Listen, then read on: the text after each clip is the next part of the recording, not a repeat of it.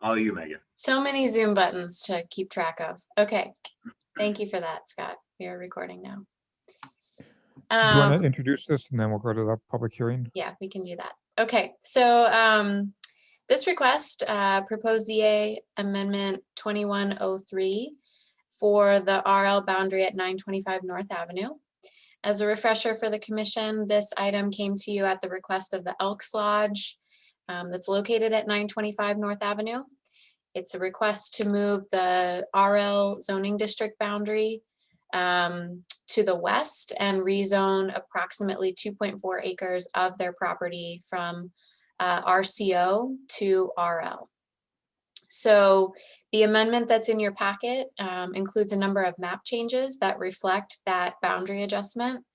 It impacts a couple of related maps to our zoning base map. So the boundaries for the residential districts, the boundaries for the conservation districts, as well as the boundaries for the design review districts. And then we also have included a map in the packet for your reference that's not proposed to be amended, but it's an excerpt of our natural resource overlay zoning districts, just to demonstrate that there are still overlay districts that would apply to the majority of the portion of the property that is proposed to be rezoned that would help us to manage the conservation resources on that property. So this is a pretty straightforward map amendment for that portion of the property. Okay, thank you. And is there anyone who wants to speak to this item at our public hearing? A few more people have joined since, so if you are interested in speaking on this item, the RL boundary at 925 North Avenue, please raise your hand or leave a message in the chat. I do know that Rosaire from the Elks is here, so I'm going to allow him to speak if he would like. Thank you. I was attending mainly to answer any questions that the commissioners or anyone else might have. Okay, thank you, Rosaire. Thanks, Rosaire. Okay. I'm not seeing any other hands or indications that they would like to speak. Okay, so I'm going to keep the public hearing open, but move on to item 6. And we can hold the public hearing for that item. Then we'll backtrack and take action on item 5, because we're just hitting 6:45 right now. And I want to just make sure there's nobody else who's going to come who might want to speak to it. So with that, we'll move to item 6, which is public hearing ZA-21-04, adaptive reuse definition. Do you want to take this one, Scott? Sure. So this is a pretty small, pretty distinct amendment. All it really does, it clarifies the definition in Article 13 of adaptive reuse to actually reflect how adaptive reuse is actually used in the CDO. Who would have thought? And that's it. Okay. Are there any, Megan, is there anybody who'd like to speak to this one? I don't see anybody that has their hand raised or anybody in the chat. Okay. It is 6:45 now. Let me ask Kim if you think it's appropriate now for us to start taking action on these public hearing items.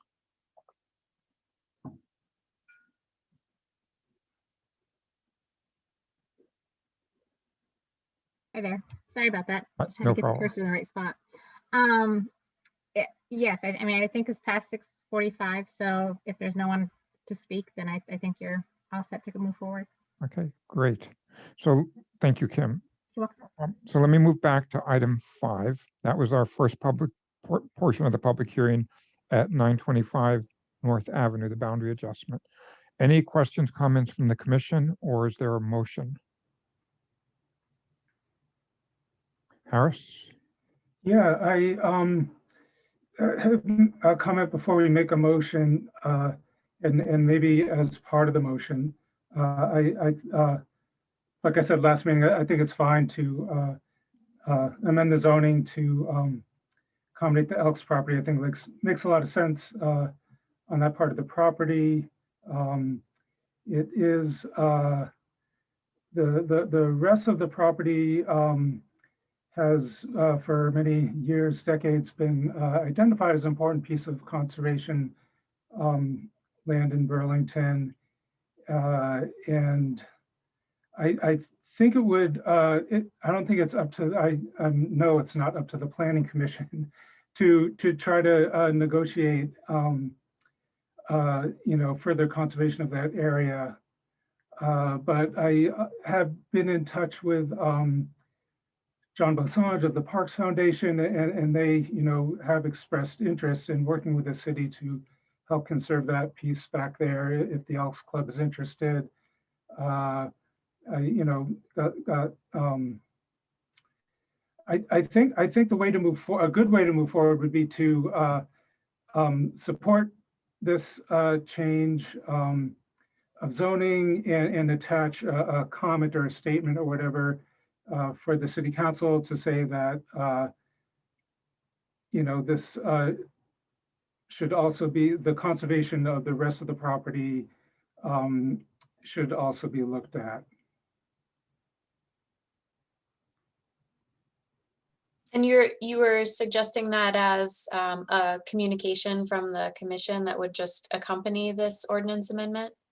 Yes, exactly, as a communication from the commission. So not as a precondition or anything like that, but just to make the city council aware, if they aren't already, that this is an important property, for its conservation values.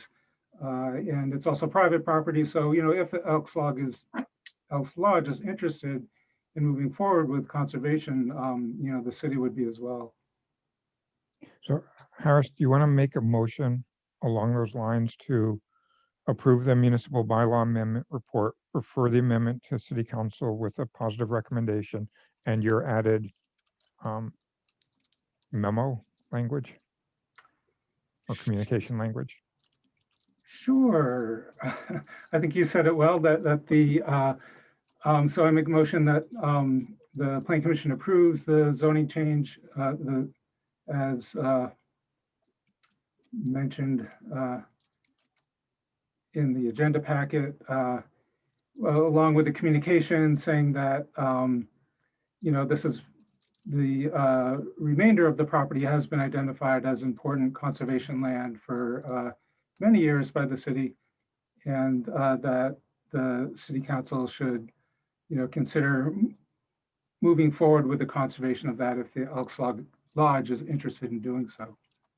And just for clarity, your motion includes to approve the municipal bylaw amendment report and to present a positive recommendation? Yes. Oh, good. Thank you. Is there a second? Seconded by Jennifer, I saw. Anything else, Harris?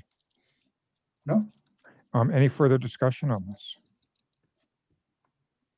All right, and then let me just check in with Rosera. I don't think there's a problem with that added memo, but Rosera's here, and I think it's a pretty good move. But Rosera, do you have, if he's still there and able to respond, do you have any questions, comments about that proposed communication that we'd be sending to City Council with this? If you'd like to chime in.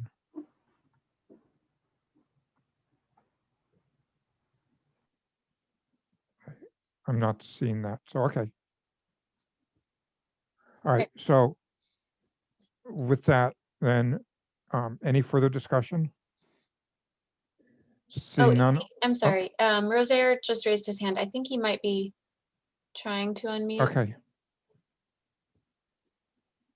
Oh, There you go, Rosaire. You're Okay. unmuted.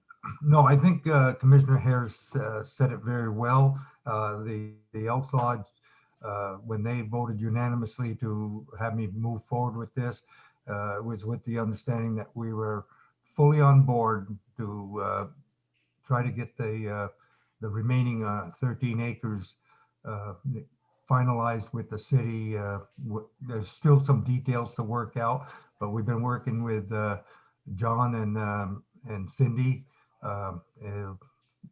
We'll move on it as quick as we can, soon as this change has been taking place, because as we talked about before, we need the assurance that we're not locked into the lot coverage. And that was the only reason for this slight movement of the line, excuse me. So yes, we're fully on board to make it happen. Great. Thank you, Rosaire. So with that, seeing no further discussion, all those in favor of the motion, please say aye or raise your hand. Aye. Any opposed? Aye. That- Great, thanks, Eve. That passes unanimously. So we're back now to item 6. We held the public hearing. But Megan, if you want to just double check and make sure there's nobody else who wants to speak to the public hearing. This is on the adaptive reuse definition. Is So there if you- anybody else who'd like to speak to that? I am not seeing anybody raise their hand, Andy. Okay, great. So we opened it up for public hearing. There's no speakers. So we're back to the commission now. Any comments or a motion by the commission? Anybody like to make a motion to approve accept the report and approve the report and refer the amendment to city council with the recommendation? And Alex? I'd like to make such a motion, Andy. All right. With I'd like the to accompanying support that report. motion. And I'd be proud to support that motion made All by, right. So we have a motion by Alex and a second by Eves. Any further discussion? Seeing none, all those in favor of the motion, please raise your hand or say aye. Aye. aye. Any opposed? That is unanimous as well.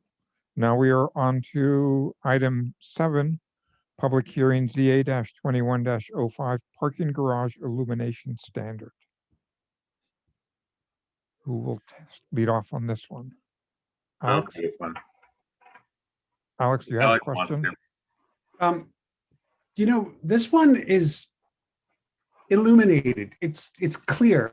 I was wondering if we could proceed to the motion part, or should we just have Mr. Guston go through the whole shedding light on Well, this? We do Kill me need to later. have the public hearing on it, and it's always helpful in a public Okay. hearing to begin with a brief introduction of it. So, Pardon me for jumping ahead. no problem. So Scott. Okay. The less I talk, the better. So it'll be quick. So this is a pretty small, distinct technical amendment, really. So instead of referring to a particular IESNA document that gets updated periodically on a schedule that's out of our control, we will continue to point to that, but by changing the wording to reference to the currently recommended document. Okay, great, thank you. And with that, I'll open up the public hearing to see if there's anybody from the public who'd like to speak to us on this proposed amendment. Megan, do you see anybody? I don't see anybody with their hand raised for this item, Andy. I have a comment or question about it. Well, let me close the public hearing and we're open now to the discussion on, so Emily? I'm wondering what the definition of glare is. I'm just looking at the lighting fixtures that are shown and thinking about some of the missed opportunities at the YMCA as far as the way that the lighting happened. Is you can have lighting fixtures that have these cutoffs, like the fixture shown on the left. But for instance, at the YMCA, they have lighting under the soffits, and the building is 2 stories tall and quite tall. And so the lighting under the soffits, if you're on the ground or in my backyard, it's a very, very bright, I guess that's the glare that we're talking about maybe, but you can see the filament of those lights and it's uncomfortable. And so I'm wondering if this prevents the glare to be visible from the exterior of the parking garage. Is the definition of glare like being able to see the raw, like the part of the light, the source of the light, I suppose? So this standard that we're talking about now for garage illumination really gets at brightness, so foot candles. It doesn't address light spill and direction. That is addressed under the general lighting standards under section 552.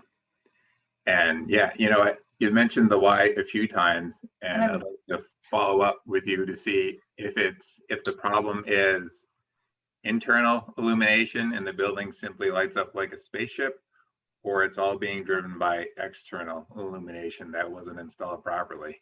I think that I've understood that the internal illumination is something that is not easily taken on, because it would be like requiring people to turn off their lights at night, Right. which I think is a terrific idea. And also maybe putting shades on, which I also think is a terrific idea, but apparently I'm the only person who feels that way. But what I'm talking about is the lights on the exterior of the building. They're soffit lights, so if they were single story, it would be no issue, but they're soffit lights that are on the third, you know, about 3 stories high.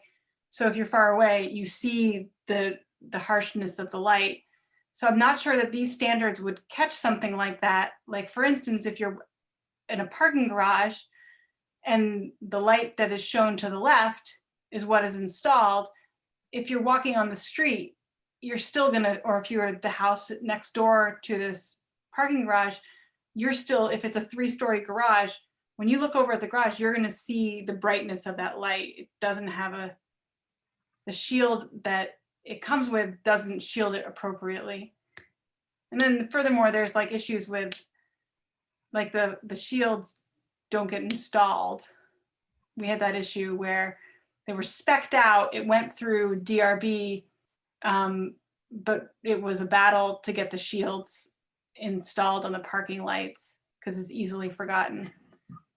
Anyways, I'm wondering if the language here, in a manner that prevents glare to be visible from the exterior of the parking garage, does that language capture what I'm talking about? Is that what I'm describing? Is that the glare? The language you're talking about, Emily, is in section 552, subsection D. Actually, no, I take that back. Subsection E, number 4, which basically says, I'll paraphrase here, all the lighting needs to be contained in the area being illuminated. That's talking about light spill, not about what I think is glare. Because if you do when you look at the lighting plan for that building, Mhm. and they did a light plan and they showed where the lights were going to hit and where there was going to be spillover.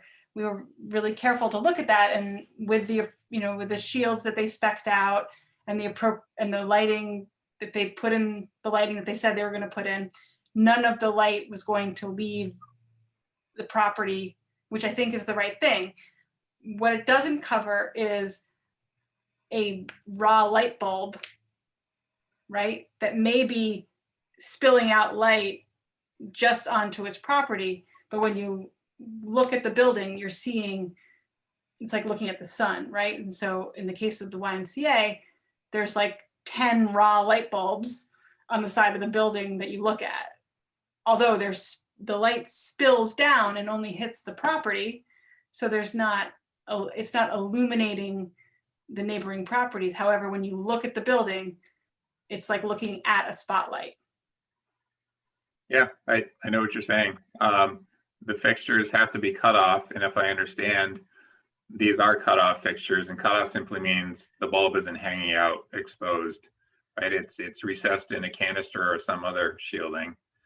And if the lighting is contained on the property, we're talking about the perceived glare coming out of the fixture. I'm not sure what to do with that.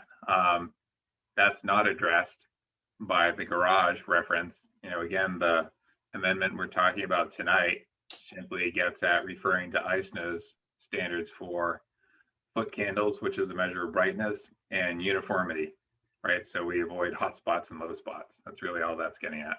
Yeah. Seems like this is it's a minor adjustment we're making.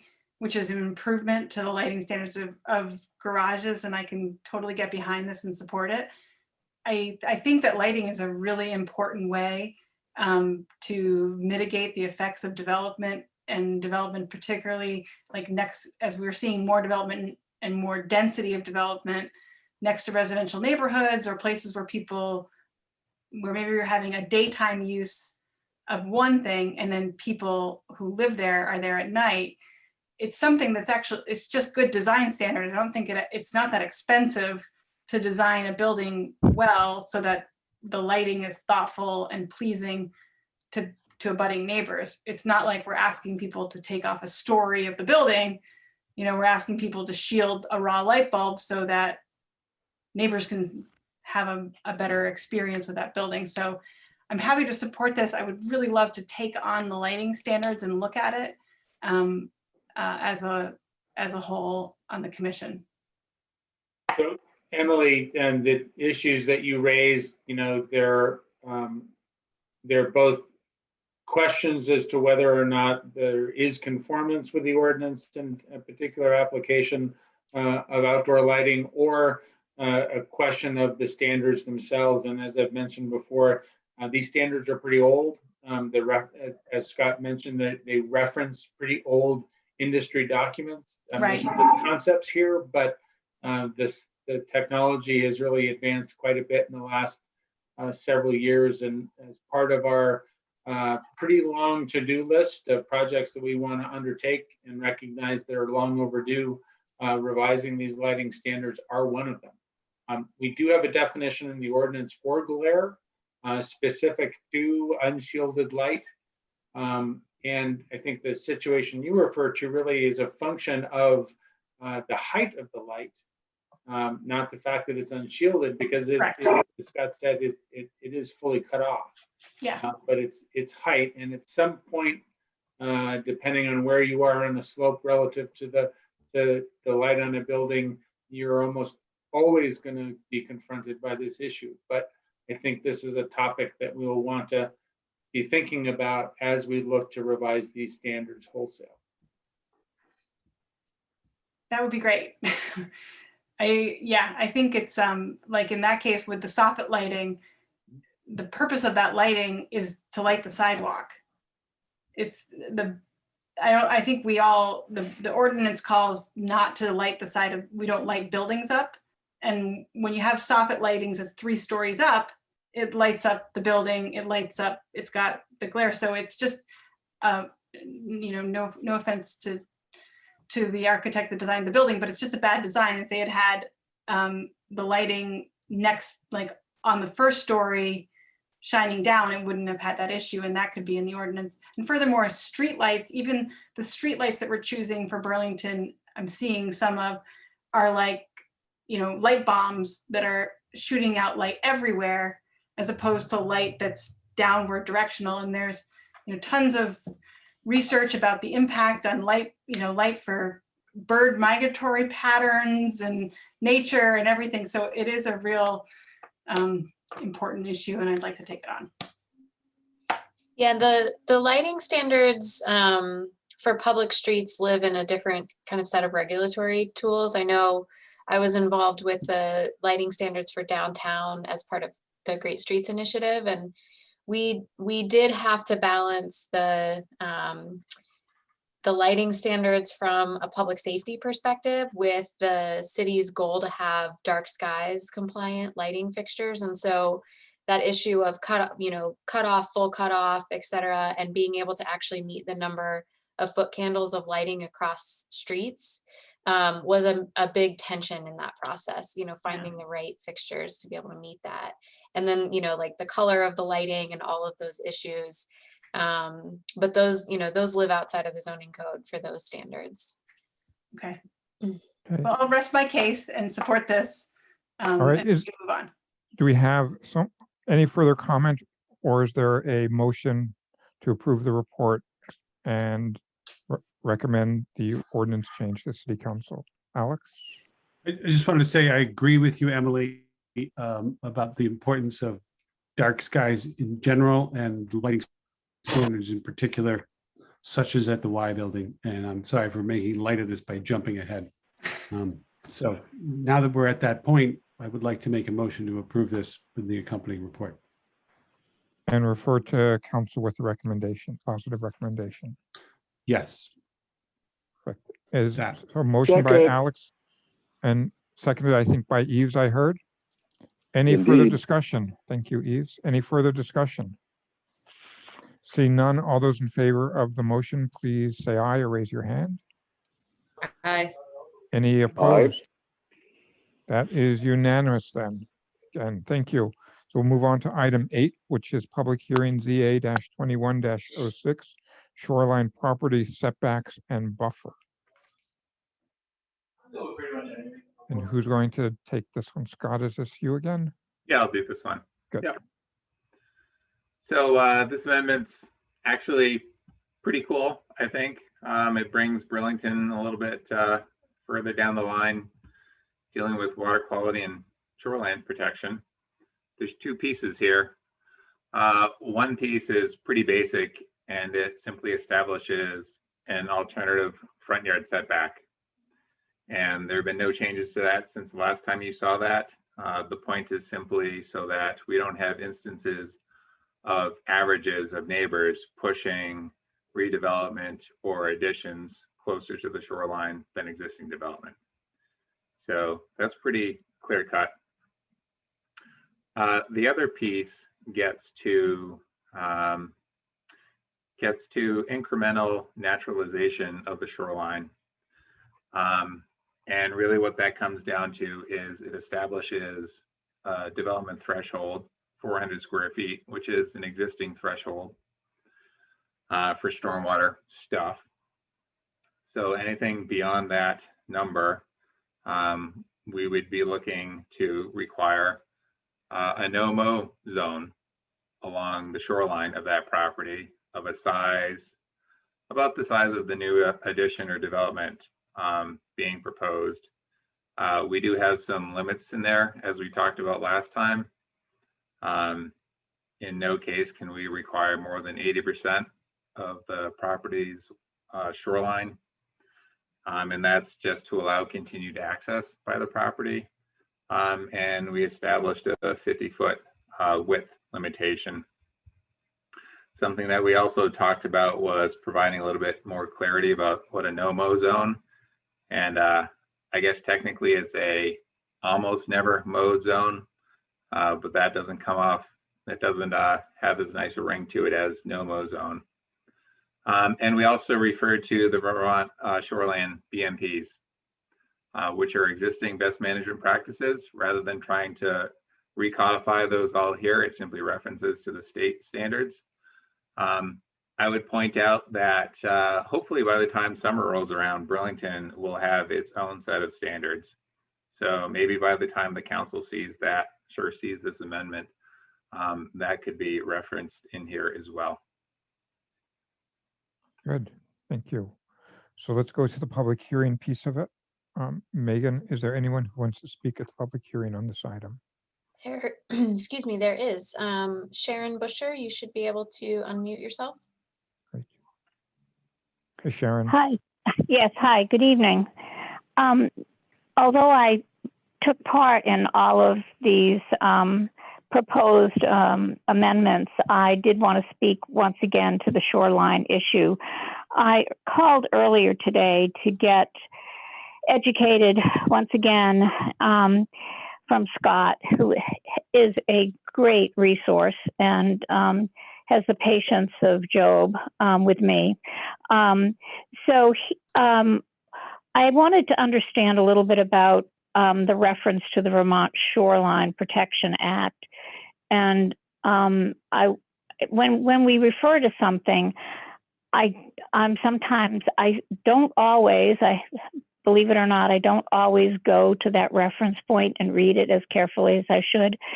So I got a better understanding of that, about what that accomplishes is what it allows to happen along the 250-foot setback along the shoreline. So thank you, Scott, for educating me on that. and certainly that should be included. I want to just call attention to the additional language that he referenced around the no-mow zone, and that whole section. Hold on, I have two phones here. I hope you can still hear me. I have to look at my smartphone here. Under district-specific regulations, and it actually is under 4 requirements, and it's the added language regarding the 400 square feet and the no-mow zone. My questions were, once again, why 80%? Why only 80% of the shoreline needed to be protected? And he was very clear, and this made sense to me, that that would allow for access to the water. And so I certainly understand the 80% as opposed to 100%, so that works. The second part is, why 50 feet? Why is that? Why did you all decide on 50 feet as opposed to some other quantity, and why wasn't it greater? I understand that's the requirement, up to that a developer can do a larger amount of no-mow zone, but they don't have to.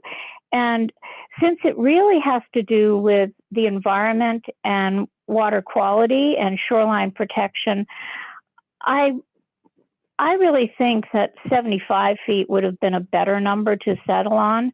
100-foot setback is oftentimes what's used along the shoreline, but 75 feet would do that. And the reason I'm saying that is because the human species doesn't live within its own boundaries. It always penetrates boundaries and erodes those boundaries.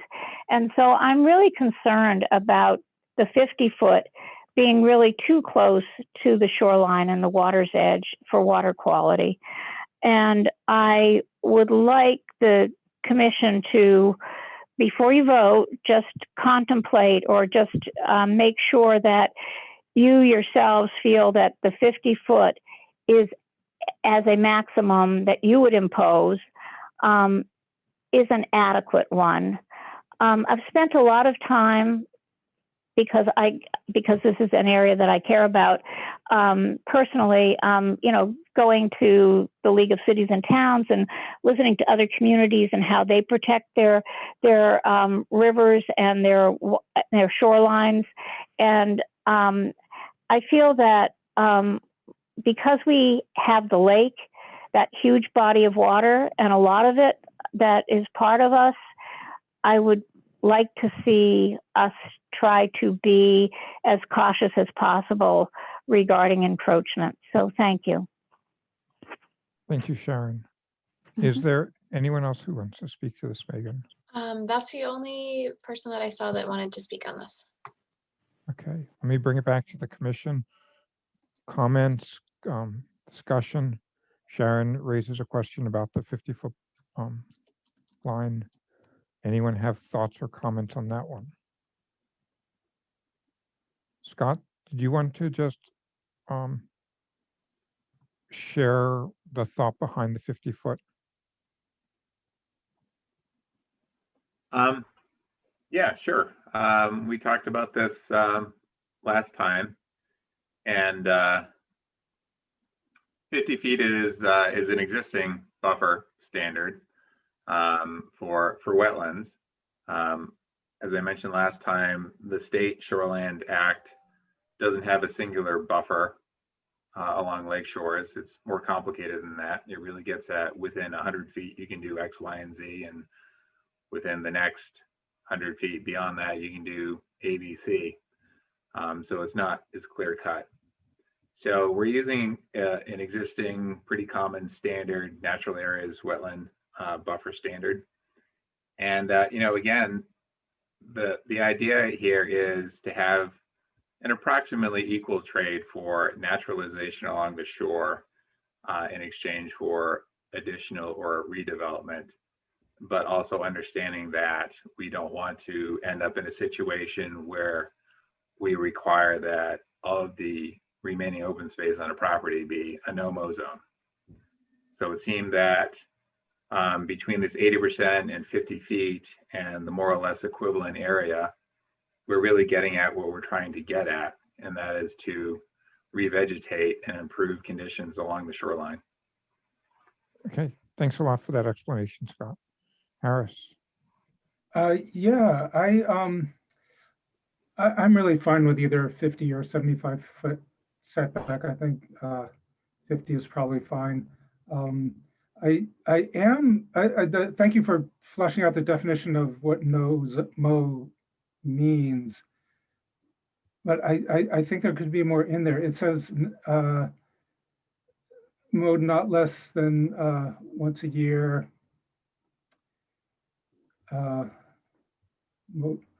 Not mowed more than once a year and allows for vegetation to grow and mature. That's kind of mutually exclusive. If you're mowing it once a year, the vegetation isn't going to grow and mature. I really like the idea of renaturalizing as much of the lakeshore as possible. So I'd like to know what this is getting at.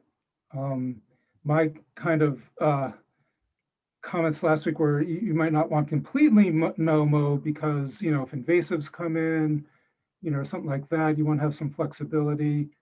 I don't know if this gets at that though. Scott? Sure. I did circle back with the Conservation Board to talk about this, and they were comfortable with the annual mowing or brush hogging. I think there are better times of year than other to do that, and that's what the best management practices get at. So I think it was Don Meals who said, we don't want to force folks to have their shoreline frontage turn into a sumac forest or Phragmites. So yeah, so Harris, it would be better if we said the buffer should be 200 feet wide and you can't touch it and it needs to revert to forest. But that seems to be a little bit larger jump than we're trying to take here. With that unmowed, unmanicured vegetation along the shoreline, that's a significant improvement over lawn up to the shoreline. And that's what this achieves. So I still see a conflict with mowed more than once a year and allow vegetation to grow and mature. Well, so grow and mature, right? So herbaceous vegetation can mature under an annual brush hogging regime, whereas clearly trees cannot. Okay. You said, Harris? I guess so. I hear what you're saying, Scott. It took me a while to understand that from reading this text, though. Okay, any other discussion? There is a couple conservation board members who are on this call for your next agenda item, and Zoe has her hand raised if you are okay. Zoe, you should be able to unmute. Okay.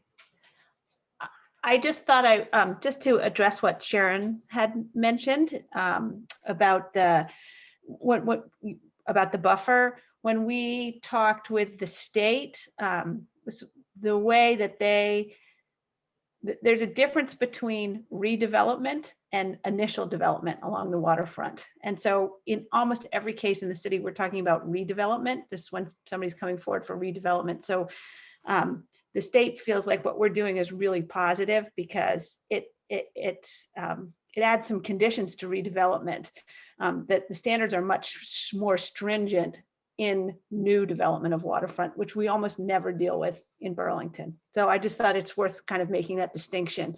So when you're talking about these standards, you're really applying them to places that are already really developed. Okay, great, thank you. Any more discussion on the commission, or does anybody want to make a motion?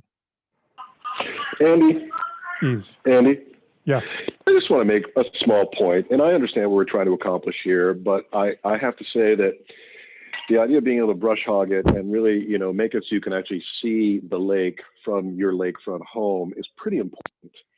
I don't know if you guys are aware, and I'm going to play the familiar jingle, but I was talking to Brian Waxler, who owns a home on Apple Tree Point. His property taxes are $30,000 a year for a home that actually gets used 4 months a year. Now, whether he should be living there year round is open to debate, but it's 30 grand. So with great respect, I think the idea of allowing people to at least appreciate and enjoy their lakefront is a pretty important piece and a piece of the balance. So having the ability to see it and to brush hog it, I think is fair. I think the 50-foot is fair. But you should be able to keep the growth down because stuff does grow quickly. Sumac grows quickly. All those weeds grow really quickly. So I just think it's an important piece to remember. That's it. Great, thank you. Anyone else? Or I'll ask again, anyone ready to make a motion on this? And the motion, as before, would be to approve the municipal bylaw amendment report and refer the amendment to City Council with a positive recommendation. So moved. Motion by Jennifer, thank you. Is there a second? Seconded by Harris. Any further discussion? All right, seeing none, all those in favor of the motion, say aye or raise your hand. Aye. Aye. Great. Any opposed? That seeing none, that passes unanimously. So we will close out that item and we'll move on to item 9, which is Open Space Protection Plan Addendum. So, Okay, we have a few more people joining you from the Conservation Board and the consultant that's working with them. So I'm going to let Scott tee this up for you and for the guests to actually present to you. welcome, everyone. Yeah, so I'll be super quick. 99% of tonight is Steve, Rebecca, and Zoe. So you may recall from, I think it was maybe August or sometime over the summer, we approached the commission with this idea of pursuing an addendum to the city's open space protection plan. And that addendum would focus on nature-based solutions to climate change. So fast forward to now, we have a consultant in hand and we have an active subgroup with the Conservation Board, fleshing out a framework for what this will all look like. And this month we have started with public and stakeholder outreach. And as part of that, we're looking to check in with you all. And with that, I'll defer to, I don't know if it's Rebecca, Zoe, or Steve going first, but one of you. Before we get going with them, I just want to make sure we're all clear on what you're asking of us tonight or what this is. Are you just looking for comments tonight, or is there other action that you are asking We're just for? looking for feedback. This is not an action item. Great. Okay. Just want to make sure we know what this is. Great. Thank you. Go ahead. Whoever would like to start.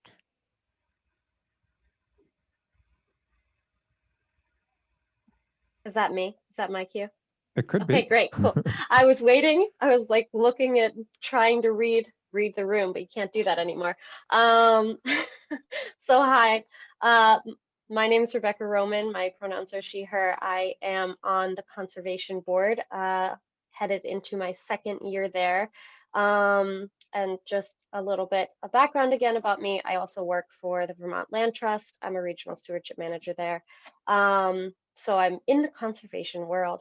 And we're coming here tonight, as Scott said, to just give you an update on our process with the open space addendum and get a little bit of your feedback and ask for some assistance on spreading the word, because we have some feedback forms and we're looking to get some community input.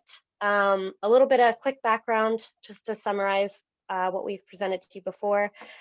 Currently, the city's directions and plans around climate change action focus on the need for energy reductions and sustainability, but there is so much more that we can be doing to support more resilience in the city that actively combats climate change. through this addendum, we're hoping to lay out a framework that supports current nature-based solutions, which we'll define more, that the city is already doing, and to guide us for some further actions to continue our efforts. These nature-based solutions that we are hoping to get feedback on and also are already participating in doing emphasize the need for our connectedness between our citizens and our natural areas, between organizations and city departments, and on our landscapes. And so with that, I will pass over the mic to Zoe if she wants to add anything, and then to Steve. Great, thank you. I think I'm happy to have Steve dive right in. You did a great job, Rebecca. Thanks.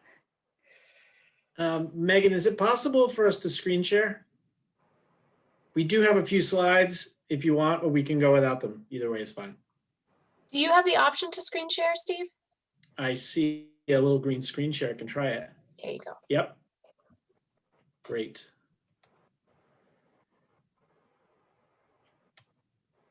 Okay, bear with me for 1 second. This will be worth it. You get to see some pictures. Okay, so we're just going to run through a couple slides. We don't have many. It's not a big ask as far as feedback. It's really more to make sure that we're coming before you and bringing you all up to speed, as Scott and Rebecca have already, just on where we are with the process. So working from the 2014 open space plan and recognizing that there's a need to incorporate climate change more broadly in Burlington, we have been hard at work for the last 6 weeks. So part of that work has been working as a group to start to define nature-based climate solutions for Burlington, to look across the literature, look across what other communities are doing. This is one of our evolving definitions. It's been really, really good to try to pick it apart and try to understand what we can communicate to others. And this will likely evolve as we get more people to give us feedback. But the focus being on working with nature, working with soil, plants, trees, and water, and working with people, partnerships, education, participation, being about coming together to combat climate change.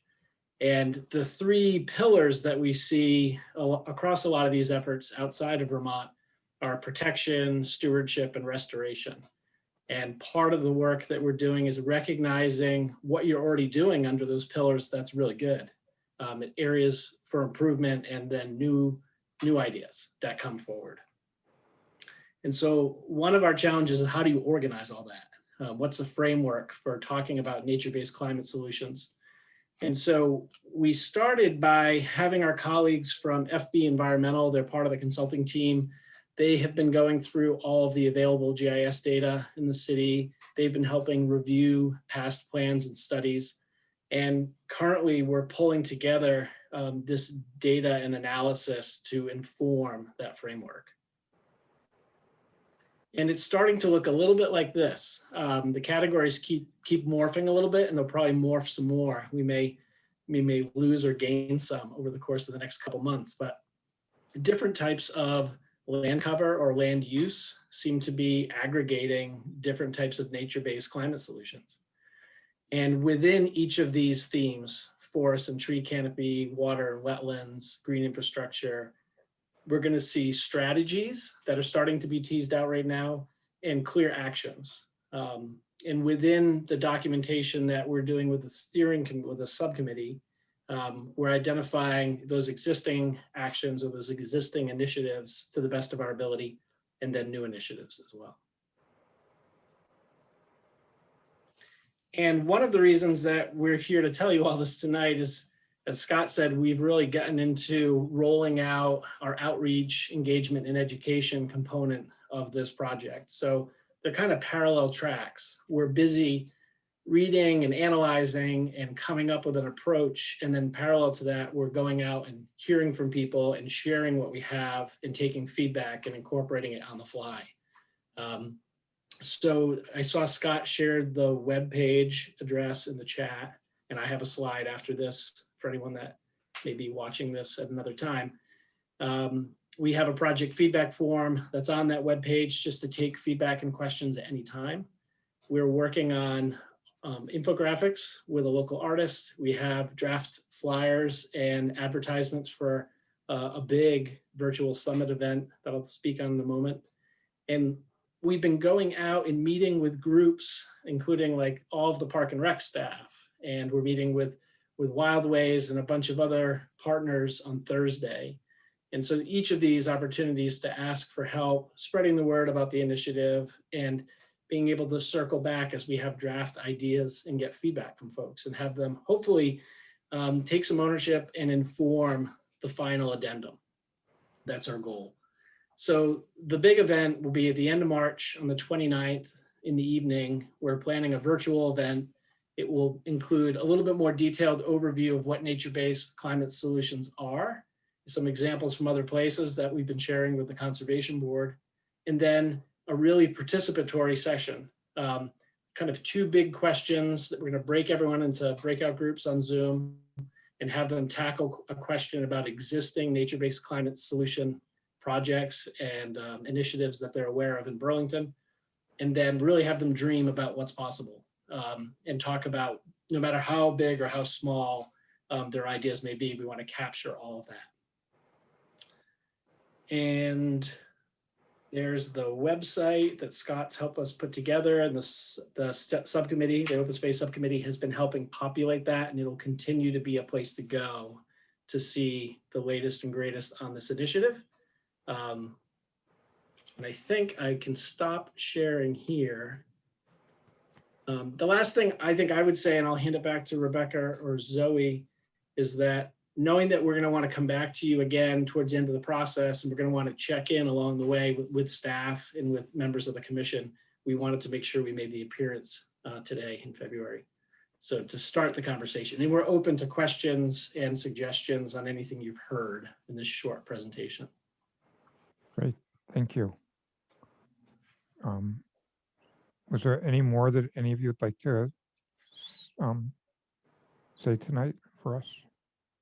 Or is that all set? Okay, then to the commission, thank you for that. To the commission, any questions, comments, feedback on what we just heard? I'm really excited to hear about this initiative. I'm excited to see where it lands, and I'm excited to learn as somebody who lives in Burlington what I can do. So just really appreciate the work and focus on this. And this is kind of a new topic to me. It makes a lot of sense since you presented it, but I'm just really excited to hear that this is happening and excited to learn more. Okay. Anyone else?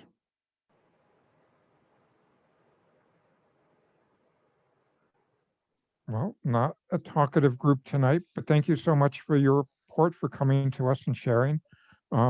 Given the absence of many comments, I think you're on the right track. And so, encourage you to keep going. I see a thumbs up from Harris. So encourage you to keep going and come back anytime. You're welcome anytime to update us. Thank you all. Great. Thanks again for coming out tonight. Great. Have a good one. You too. So we'll close out item 9. We've already done 10 and 11. Just any final commissioner items before we get to adjournment? All right. Do we have a motion to adjourn? Somebody?